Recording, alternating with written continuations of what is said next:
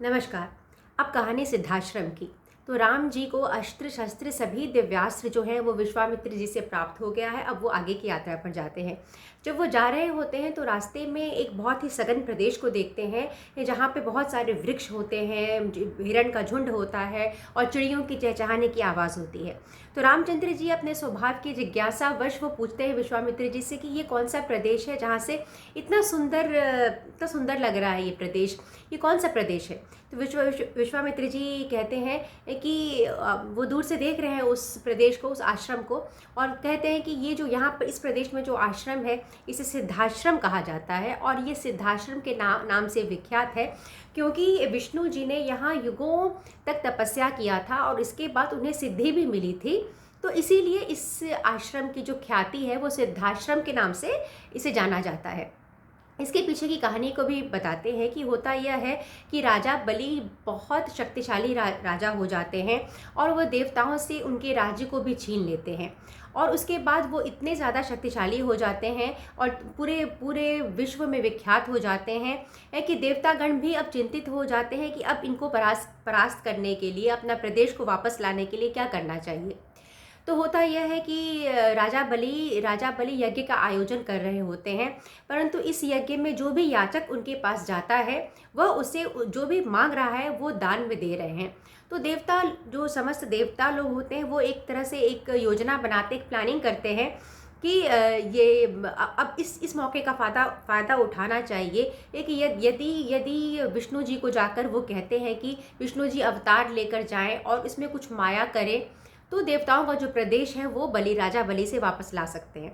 तो ये सोच के जो देवता हैं वो सब विष्णु जी के पास जाते हैं और विष्णु जी से सिद्धाश्रम में विष्णु जी के पास जाते हैं और विष्णु जी से कहते हैं कि आपको वामन अवतार का रूप लेना पड़ेगा। वामन का रूप लेके आप राजा बलि के पास जाइए और उससे आप अपने माया का यूज़ करके अपने माया से कुछ ऐसा करिए जिससे कि हम सभी का राज्य और इंद्र जी को वापस मिल जाए। तो अब ये सब बातें हो ही रही होती हैं कि उस समय महर्षि कश्यप अपनी पत्नी अदिति के साथ वहाँ पहुँचते हैं। तब और वो याचना करते हैं भगवान विष्णु से, श्री हरि से कहते हैं कि वो चाहते हैं कि उनकी और अदिति को एक पुत्र की प्राप्ति हो।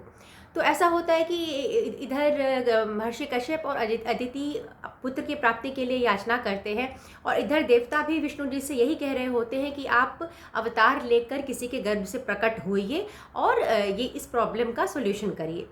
तो विष्णु जी जो होते हैं वो महर्षि कश्यप की पत्नी अदिति के गर्भ से जन्म लेते हैं और वामन अवतार का रूप लेकर वो जाते हैं और राजा बलि जब यज्ञ कर रहे होते हैं तो उनसे 3 पग भूमि मांगते हैं और जिसमें कि अपनी माया से वो सब कुछ मांग लेते हैं और इंद्र लोग वापस कर लेते हैं और देवता सब प्रसन्न हो जाते हैं।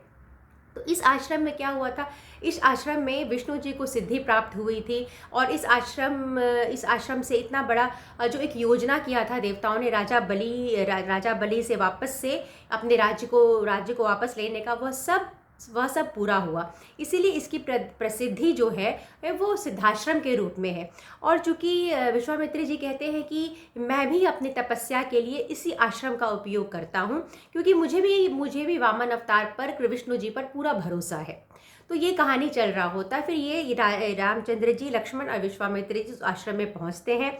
उनका बहुत अच्छे ढंग से स्वागत सत्कार होता है और तुरंत रामचंद्र जी कहते हैं कि आप महाराज विश्वामित्र जी को कहते हैं कि आप यज्ञ की जिस कार्य के लिए हम लोग आए थे वह कार्य संपन्न होना चाहिए। अब मतलब वो जो राक्षस मारीच और सुबाहु के वध के लिए वहाँ पर आए थे और यज्ञ का विश्वामित्र जी ने जिस यज्ञ का निष्ठान किया था वह यज्ञ पूरा होना चाहिए। तो विश्वामित्र जी से रामचंद्र जी विश्वामित्र जी से कहते हैं कि अब आप यज्ञ की दीक्षा लीजिए। तो विश्वामित्र जी यज्ञ की दीक्षा लेते हैं और आगे की कथा मैं अगले वीडियो में आपको बताऊंगी कि किस तरह से ये रामचंद्र जी जो हैं वो उस यज्ञ को वो संपन्न कराने में पूरी तरह से मदद करते हैं विश्वामित्र जी की। मुझे सुनने के लिए बहुत बहुत धन्यवाद।